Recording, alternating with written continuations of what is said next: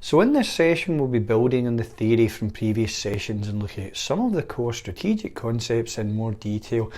And remember, you should be thinking about how this theory applies to the organisation that you've chosen for your group assignment. So in terms of learning outcomes, by the end of this session you should be able to describe the key strategic approaches and alternatives which are available to the key decision maker in an organisation. And you should also be able to describe the key techniques used to evaluate the impact of these strategic alternatives and also apply these approaches and techniques to your own chosen business case for the group assignment. So at this point it might be helpful to quickly remind ourselves of the difference between the main forms of corporate and operating strategy which the strategic decision maker in an organisation has at their disposal in order to develop an effective business model. And here we're talking about planned strategy, visionary strategy and emergent strategy. So planned strategy, which is also often referred to as prescribed or intended strategy, is a term used to describe the strategies the organisation intends to implement, albeit with some incremental changes. These may be the result of formal strategic planning or sometimes the result of the stated intent of the strategic leader, which we'll look at more closely in this session. Visionary strategy is a term used to describe strategies which represent entrepreneurial strategic changes, and these are often decided upon without lengthy formal analysis. This takes place when visionary strategic leaders, in the case of major strategic changes, or visionary managers throughout the organisation, become aware of opportunities or create new opportunities themselves, and they take the necessary risks based on their awareness and insight of the market and customers. Again, risk is a key aspect of strategy and we'll explore this in more detail later. And remember that emergent strategy is a term used to describe and explain strategies which emerge over time and often with an element of trial and error. However, the main point here is that with emergent strategy, detailed implementation is not prescribed in advance. Now, generally speaking, a key objective of any organisation is to generate profit, and in order to do this effectively, the revenue model must be supported by appropriate strategies. Strategy and implementation must work together harmoniously for competitive, strategic and financial success. Where the strategy is stretched or particularly demanding for the resources possessed by the organisation, underachievement will probably occur even where there is sound implementation of the strategy itself. If the accompanying implementation is also weak, the organisation will probably seem to be fragmented and fragile. A basically sound strategy which has been poorly implemented would typically suggest structural and stylistic flaws in the organisation itself. Now, Porter 1987 argues that corporate strategy is that which makes the corporate whole add up to more than the sum of its parts, but he further contends that the corporate strategies of too many companies erode rather than create value for the shareholder. He also states that moving from competitive strategy to corporate strategy is the business equivalent of passing through the Bermuda Triangle. The failure of corporate strategy reflects the fact that most diversified companies have failed to think in terms of how they really add value. Top-level strategy could be essentially based on the view that the strategic leadership and management make things work, whereas often failure is about the adoption of a me too strategy, where the organisation simply chooses a particular strategy because it's worked elsewhere.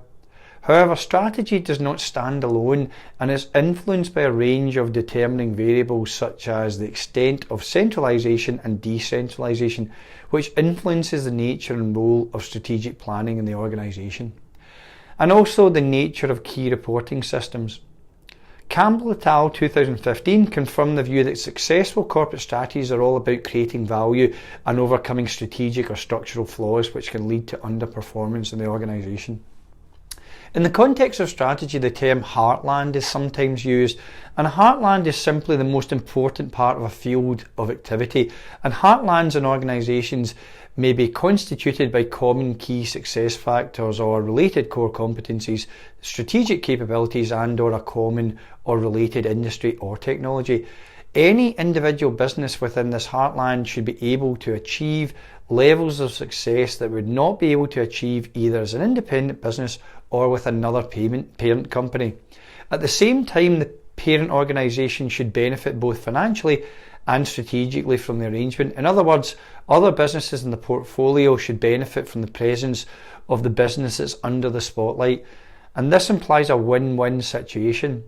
But it can easily be a win-lose or even a lose-lose situation where the fit is so poor that there's a real resource problem, as most of the resources are simply sucked up by a single successful company in the heartland. The corporate portfolio should be based around a heartland of businesses that are in some way related, and the role of the head office here is to employ appropriate strategy to add value to the corporation. However, there is a recent trend in business for organisations to slim down the size and scope of head offices. In many cases, only corporate strategy, financial reporting and control and secretarial legal services remain centralised, while some are only responsible for policies but not the actual activities of the organisation. Head offices can best add value to the business as a whole by addressing firstly how they control and coordinate the various businesses, and here we're talking about the structure, corporate leadership and internal communications and synergy of the organisation. They also need to be able to advise the strategic leader and keep them strategically aware, and also drive performance and improvement through effective reward systems. And lastly, they need to decide which actual activity should be provided from head office at all. Head offices can actually destroy value if they become established as the perceived centre for expertise in the corporation. And if they assume that potential linkages and synergy will happen automatically, this tends to lead to duplication of effort and unnecessary costs. Buying and selling businesses at the wrong time can also be an outcome of this strategic failure. Effective strategic management is concerned mainly with issues around the formulation and implementation of strategy. Strategic choices are concerned with the nature and orientation of the organisation, and subsequently the deployment of its resources, ideally to achieve and sustain some form of competitive advantage. Strategic choices implemented by strategic leaders who exhibit different patterns of behaviour and styles of management, and who will have different technical skills and biases as a result of their own individual background. Changes in senior management structure of values may be involved, and since the outlook and styles of general managers are likely to be different, and the responses to different sets of expectations and performance targets will vary, this raises the issue of which managers are most appropriate for managing which particular strategies. The corporate mission and purpose provide the basis from which corporate and competitive strategies are derived.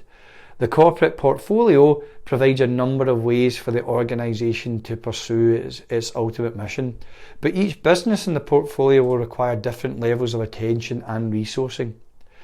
These decisions relate to priorities linked to the potential of and the desired outcomes from each business. The achievement of competitive advantage and success comes down ultimately to individual contributions. In order to guide and manage these contributions, objectives and targets and milestones will be set. Once broad or detailed intended strategies have been determined, the firm must plan their implementation, making the required resources available where and when they're needed, and then allocating them to different managers, functions and businesses, and ensuring they're coordinated to generate maximum synergy. Managers responsible for the implementation of strategy must understand what's expected of them, and must be ultimately empowered and motivated to take the necessary decisions and actions. Indeed, monitoring and control systems are required at every stage of the strategic process. At the corporate strategy level, organisations may establish priorities for different divisions and businesses. The allocation of resources at a corporate level must be closely tied to the planning system through which priorities are then established. The portfolio analysis, such as the directional policy matrix, may well be used to help determine which products and business units should receive priority for investment funding. And any new developments that are proposed will require its own set of resources. Corporate resources may be allocated in different ways in line with the speed of growth of the organisation and the degree of instability in the environment. The culture of the organisation will dictate which measures are given priority, but establishing measures requires a real attempt to reconcile the different expectations of the stakeholders. Where there is no common agreement in this area, the objectives and measures selected will reflect the relative power of the various stakeholders involved. In any case, commercial pressures invariably focus attention on resource management and efficiencies, which are easier to set and monitor. Also, because efficiency measures are possible and often straightforward, they may become elevated in significance in the organisation and be seen as a foundation for the objectives. Hence, measurement potential and not stakeholder satisfaction can dictate objectives. Arguably, the central linked issues in measurement and control are what is communicated to managers in terms of performance expectations and how they are rewarded and sanctioned for their successes or failure to achieve their targets. Resources should be allocated to enable managers to perform as required and at the same time to motivate them. Reed and Buckley 1988 argue that when handled effectively, strategy implementation through action plans can be proactive such that strategies can be adapted in line with changes in the immediate operating environment. Where these have been ill-conceived, there's likely to be more reaction to events and external threats. However, this aspect of implementation is difficult to achieve. Vernon 1984 contends that managers benefit from appreciating superordinate organisational goals and the overall strategic perspective. He also contends that perceived internal inconsistencies between the performance expected of different managers can be demotivating. Communication and information systems should therefore make managers aware about where the organisation is going strategically and how well it is doing against its targets. A strong and well-managed portfolio will be reflected in successful and effective competitive and functional strategies. It will also be reflected in a firm's operating efficiency as well as its image, visibility and reputation, and its products and services. These elements can be managed and can have a bearing on many things, but they are difficult to evaluate and measure, particularly by the organisation itself. Largely, they are the subjective opinion of external experts and stakeholders. Kaplan and Norton suggest organisations should focus their efforts on a limited number of specific critical performance measures which reflect stakeholders' key success factors so that managers can readily concentrate on those issues which are essential for corporate and competitive success. They use the term balanced scorecard to describe a framework of different groups of measures, and they argue that organisations should select critical measures for each one of these areas. And here we're talking about financial, which is concerned with the return on capital employed and the perceived value for money. Internal processes, which includes things like inquiry response time, and growth and improvement, which looks at things such as the number of new product services on offer. Risks are inherent in the choices that the organisation makes at every stage, and forecasting and scenario planning are uncertain, but they're still important as managers exercise judgment in the decisions that they take. The greater their awareness, insight and understanding of emerging trends and opportunities, the more informed their decisions will be. Decisions and risk are linked irrevocably as the strategic decisions made by organisations and managers reflect their management of the risks they face.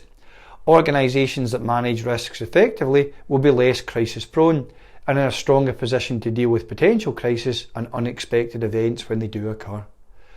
Risk can be best understood as an uncertain prediction about future behaviour in a market or industry, with a chance that the outcome of this behaviour could be detrimental to an organisation.